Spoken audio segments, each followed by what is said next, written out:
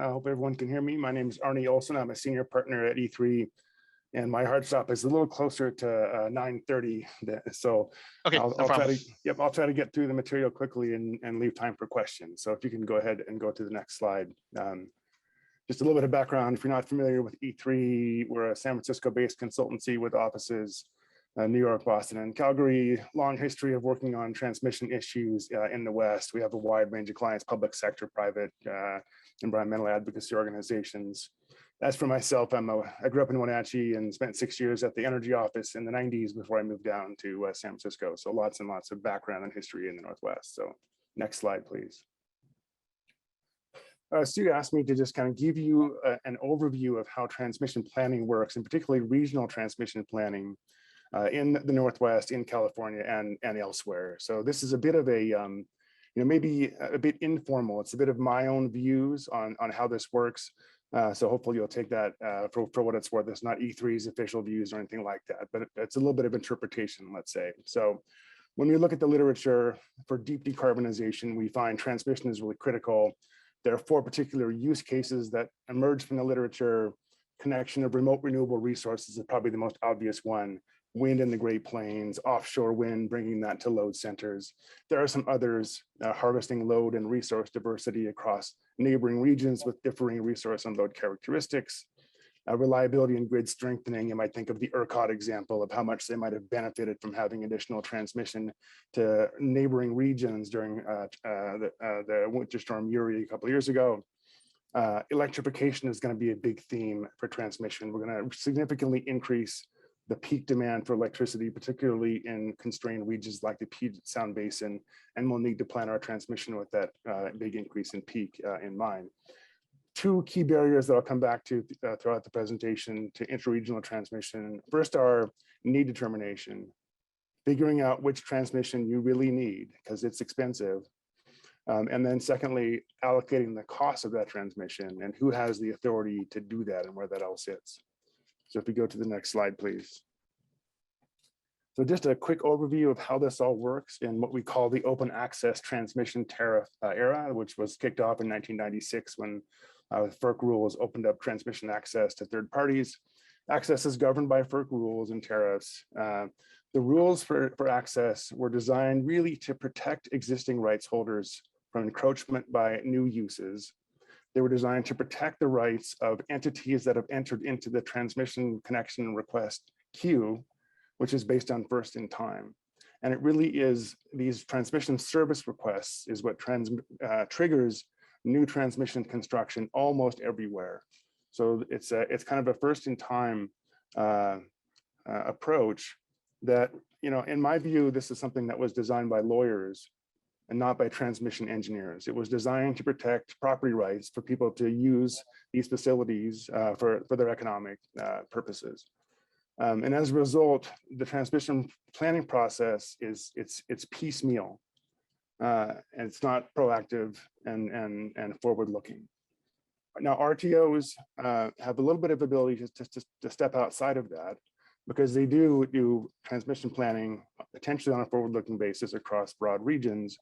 But even there, and I'll come back to this, building ahead of need is difficult and controversial, and especially if the need is driven by policy from a subset of the states in the RTO footprint. You can imagine many of them have multiple states with lots and lots of different policy environments that they're having to navigate. So it's very, very challenging.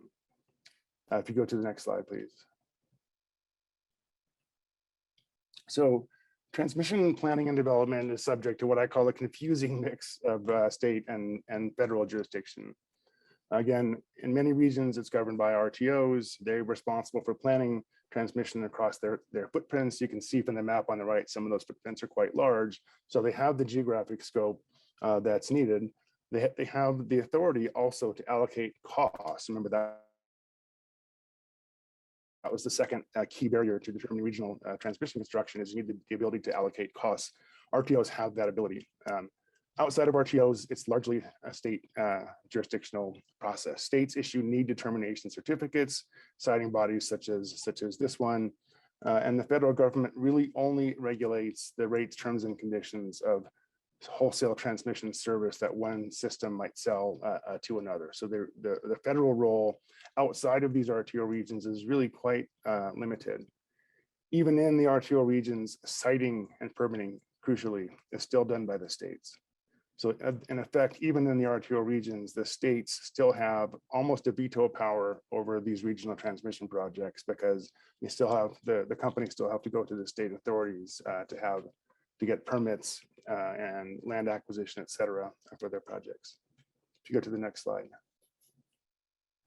There are a number of regional transmission planning entities that were formed in the early 2000s and were kind of reinvigorated in the last decade. Northern Grid is the one that now encompasses the Pacific Northwest region, which was formed by the merger of Columbia Grid and the Northern Tier Transmission Group. Others are West Connect in the Southwest. CAISO really operates its own transmission planning group. So these regional entities were designed to look at the regional impacts of transmission projects that their members bring forth. So they really are still in that reactive mode. They don't do proactive, forward-looking transmission planning. And they don't have any authority to allocate costs of new transmission projects to unwilling participants. So they really, they have the right footprint. They do studies of regional projects, so they're a part of the necessary process, but they themselves don't really have the ability to determine which transmission is needed for an individual state to meet its clean energy goals. If you go to the next slide. Now, the Pacific Northwest is different from the rest of the country for lots of reasons, most of them having to do with the role of the federal government, in particular BPA. So in the Northwest, most of the high voltage transmission is owned and operated by BPA. Many of the other utilities also have some of their own high voltage transmission. Most of that is in or near their load areas.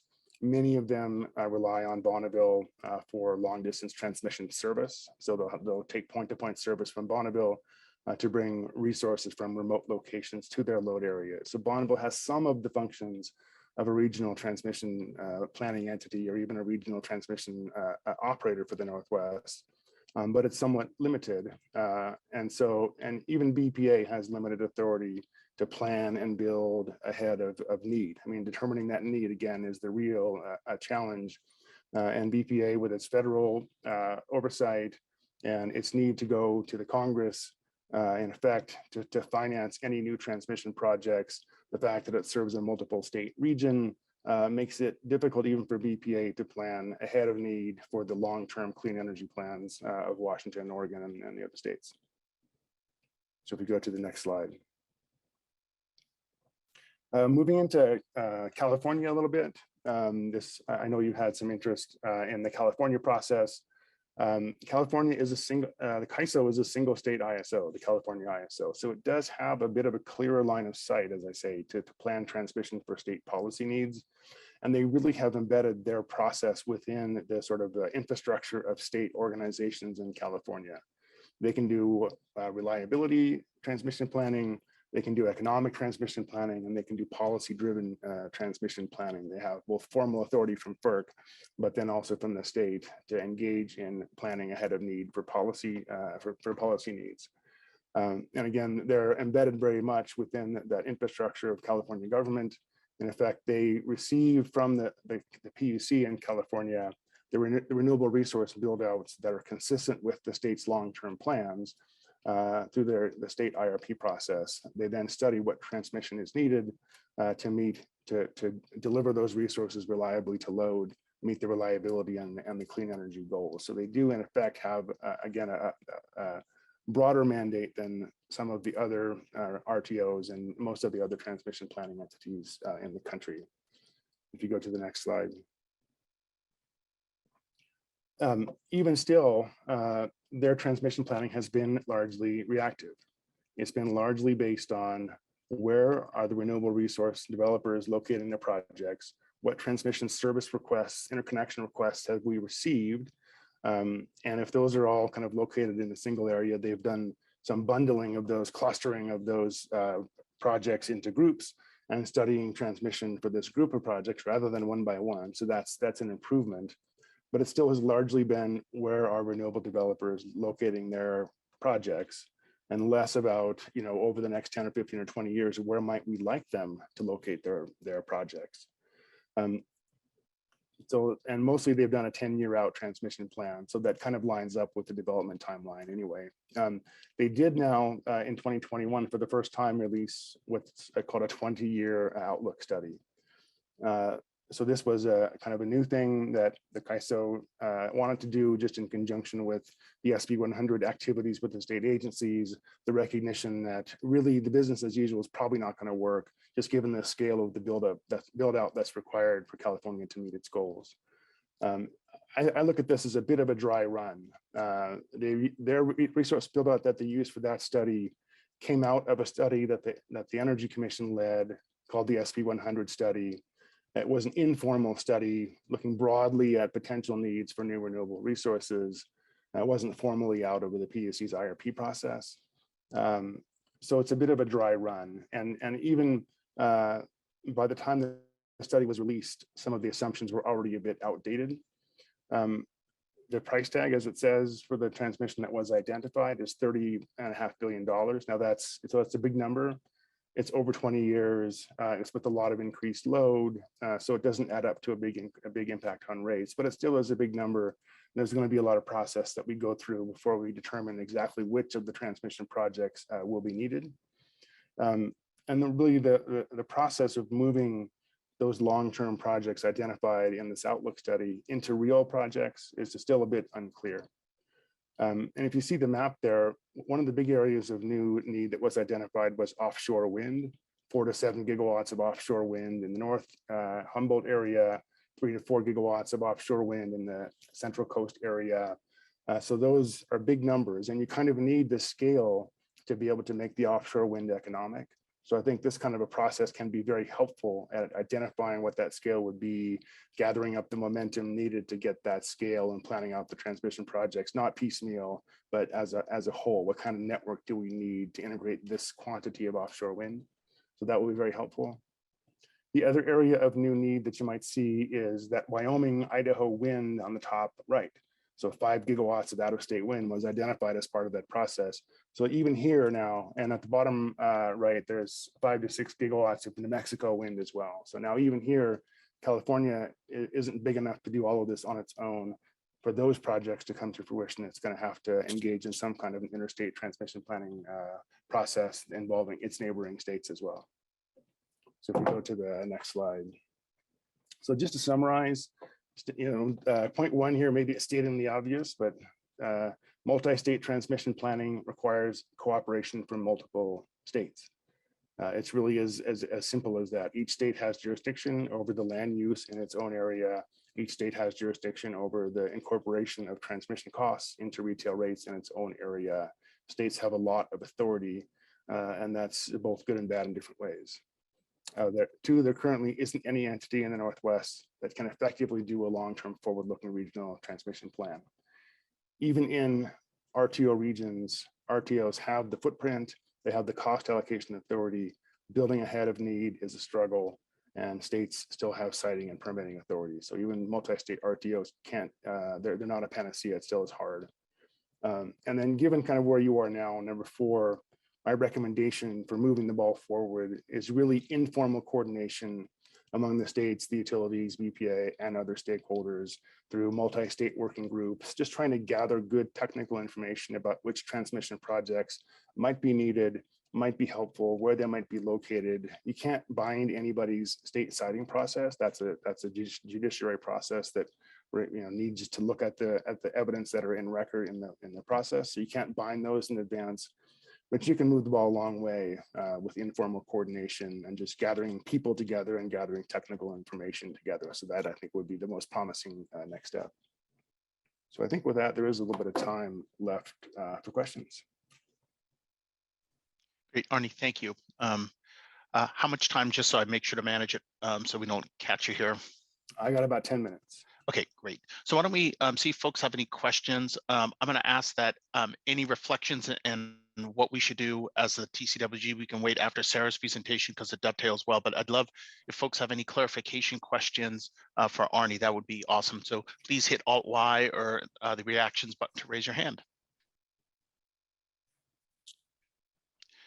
I mean, if folks want us to flip back to any of the slides, let us know. We can reshare that. Questions for Arnie? I have a question in terms of when you talk about California's system, they have a system of both independent IOUs and public entities, but they're more governed under one structure, I think, than Washington's is. Isn't that so? I think that's fair. Something like 80% of the load in California is served by IOUs or the community choice aggregators that operate in the IOU service areas and are still subject to CPUC jurisdiction. And it's largely contiguous with the ISO footprint.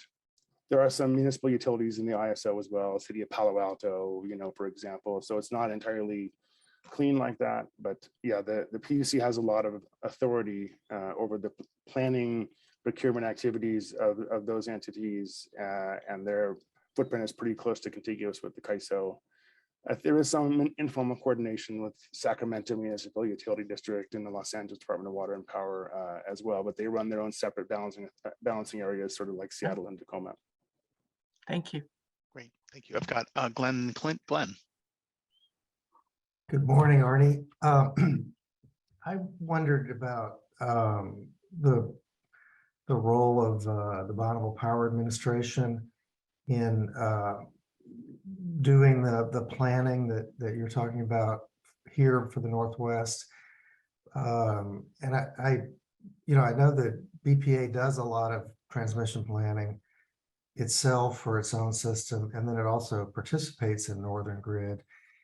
And I wondered if you had any thoughts on how BPA could be most effective at, kind of planning out the overall transmission system, and in particular doing that in a way that reflects both the Washington and Oregon clean electricity requirements, with that, those two states being such a big part of its service area. Mm-hmm. Yeah, I think that's exactly the right question to ask. And I see that Anders Johnson is on the call as well and participating in this group. So, Bonneville has the right footprint. They have historically done most of the high voltage transmission planning and construction for especially the Washington and Oregon regions, but also connecting over into Western Montana. So if there is any entity that has some ability to do transmission planning for a large footprint, it's Bonneville. But as everything with Bonneville, it's complex. It has, preference customers, public power entities. It also has wholesale transmission customers, which are a different set of customers and with a different set of needs. To what extent does Bonneville's transmission planning activities touch those other wholesale customers? Some of those wholesale customers have loads all the way out in Utah, outside of the Bonneville area. There's lots of always complexity whenever DOE and Washington, DC is involved. So I think that's the right question to ask, is what role can Bonneville proactively play, just given the sort of organic and statutory restrictions that it has on its abilities. Thank you, Glenn. Thank you, Arnie. Clint, then Lorna, and then Anders. Clint. Arnie, this is Clint. I appreciate your conversation on the RTO. I can see the definite benefit for that for planning purposes, particularly in a complex Northwest area. My question is on the potential allocation of costs for overbuilding of transmission and to meet the overbuilding of renewables. And how does that cost get allocated in comparison to if it was just base load generation instead of overbuilding of renewables, transmission for renewables? Yeah, it's a good question. Outside of RTO regions, developers will typically have to front some money to pay for transmission projects. Then they get that refunded as they purchase transmission service from the utility over time. So in effect, it's a prepayment, and as long as their payments for transmission service exceed the cost of the line, then everyone's happy. In the RTO regions, the costs are typically allocated to loads. So really it would depend on which loads are benefiting from those transmission projects. And it's a very challenging exercise. And most of them have some relatively simplistic formula. High voltage is allocated across a larger area, low voltage is allocated across a smaller area. And there's always a lot of contention. Is this new project really needed? And in California, some of the municipal utilities are very active at, carefully scrutinizing the CAISO's plans to say, we don't want to pay the bill for this project because we don't need it for our service. So that's always the question of how you figure out what's needed and how you allocate those costs. Now the RTOs can allocate the costs, but then in some ways puts even more pressure on that question of, is this project really needed or not? And the question of, and particularly building ahead of need, we're trying to think about doing proactive transmission planning. It's easy to say, here's my list of projects that have asked for service. That's why I need this transmission project. It's harder when you say, I want to proactively plan some transmission, because I think and hope and expect that renewables will locate offshore, or they'll locate in these specific areas that all my studies say are a good place to locate. Great. Thank you, Clint. Thank you, Arnie. So I've got Lorna, then Anders, and Katie. Lorna? Yeah, and I'll just try to go really quick. Super helpful, Arnie, all of this. Can you just put in context, CAISO, the work they've done, the challenges they have, kind of where they are in the timeline versus Washington State, because we're getting off coal in 2025, and that's going to change a lot of transmission needs.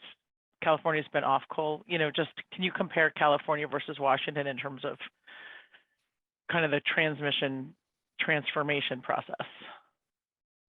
Yeah, I mean, CAISO has been at this for quite a while. I mean, it's been really 10 years now since we had our 33% RPS statute passed, and people started looking at are the transmission planning processes adequate? We had our renewable energy transmission initiative in kind of the 2011, 2012, 2013 timeframe to identify corridors, to identify potential transmission lines, identify areas where of high wind quality and high solar quality. So I think all of that work is foundational. It's important, again, just to gather people together, gather good technical information together to make it easier to identify projects and get them through the process. So I would say transmission hasn't been a big barrier, as much of a barrier as we expected it to be 10, 15 years ago when we were looking out. But that isn't to say that it won't be going forward, because our needs are only increasing from here. Thank you, Arnie. Thank you, Lorna. Arnie, do we have you for 2 more minutes? Sure. Okay. Thank you. We really deeply appreciate it. Anders? Yeah, just a comment in response to a couple of those other questions. Yeah, I think there's definitely a need to keep processing the open access transmission tariff-based requests, but I think also in parallel having that longer term look and really identifying the right balance between the supply of renewables that'll be needed to meet the load growth forecasts and the policy targets, and matching up the supply and demand, I think will be important to get the right amount of transmission. And sometimes the request-driven process just has the supply side, but maybe I think that's something where through regional planning or with the states and the utilities and BPA working together, we can hopefully get the right balance and then come up with how much transmission is really needed, and then get commitments from those who would use it or benefit from it to get it built. Thank you, Anders. Katie? Thanks, Arnie. So given your recommendation for informal coordination among states, we do have an idea that maybe I'll share some more about, we'll talk more about later, but given your time limitation, my question that I want to ask is around FERC's notice of proposed rulemaking on regional planning and cost allocation. I'm curious if you have any feel for how that rulemaking might end up changing the way RTOs plan on a system-wide basis and potentially relieve some of the tension that you mentioned caused by the state level involvement? It's a good question. People ask the same question about Order 1000, 10, 12 years ago, which, really set up these regional transmission entities like Northern Grid to do regional planning, but didn't vest them with cost allocation authority. So the states are still in some ways a roadblock to development planning of regional projects. So FERC recognizes that. But what it feels to me like they've done is said, okay, we see that the states are and continue to be a roadblock. We'd like you states to go figure it out. We'd like you to figure out if you can voluntarily agree on a way to do cost allocation, because that would make all of this easier. So, you know, to the extent that you need to get together with other states and respond to FERC and say, here's what we think we can do, that's helpful. So if it helps and engage the states with each other, then that's helpful. It's still, you know, but given FERC's limitations on FERC's authority in this area, I think I see this as being probably as far as they can go. But they really are kind of now laying the buck again in your court to say, you know, why don't you all get together and figure out how we can do this in a way that removes the hurdle and removes the roadblock. Awesome. Thank you, Katie. Thank you, Arnie. Arnie, 9:35. I know that you have to be on stage in about 5 minutes somewhere else, so we really appreciate your time. Thank you. If we have any follow-up, you know, we can handle that via emails, but thank you so much. We appreciate it. Yeah, no, you're very welcome. It's a pleasure. And yeah, my contact information is on the back slide. So thank you.